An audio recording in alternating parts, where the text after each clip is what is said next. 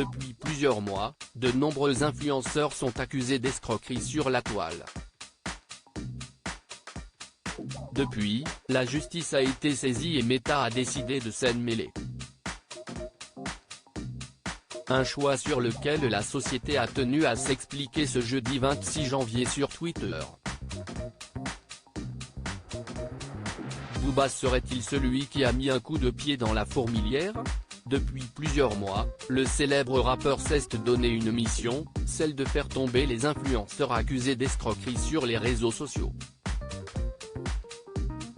Parmi ses cibles principales figurent Magali Berda, Marc Blatta, Dylan Thierry, ou encore Laurent Correia, entre autres.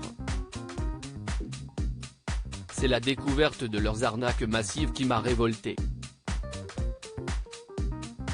Parce que j'ai de l'impact et que je suis suivi sur les réseaux, c'est ma mission de le dénoncer. Ça ne peut pas être un modèle pour la jeunesse d'être débile, refait et moche à ce point, a-t-il déclaré dans les colonnes de Libération. Depuis, même les personnalités politiques se sont saisies de l'affaire.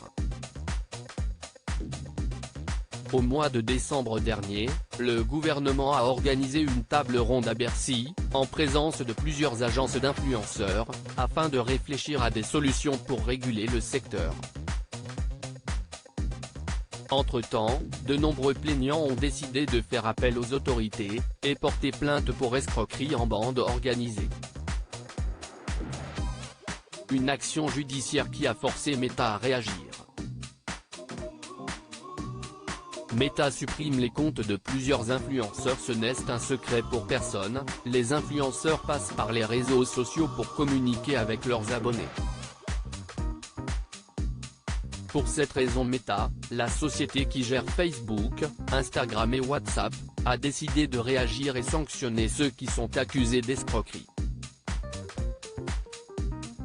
Si est du moins ce que la firme a assuré en répondant à la sollicitation, sur Twitter, du collectif d'aide aux victimes d'influenceurs, demandant une sanction concrète sur les comptes des influenceurs francophones qui proposent illégalement à leurs abonnés des conseils financiers et font la promotion d'investissements boursiers à très haut risque sur leur plateforme.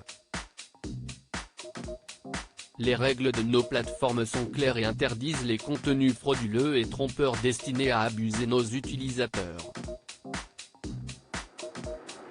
Nous avons supprimé le compte Instagram en question, ainsi qu'une série d'autres, pour violation de ces règles, a répondu Meta.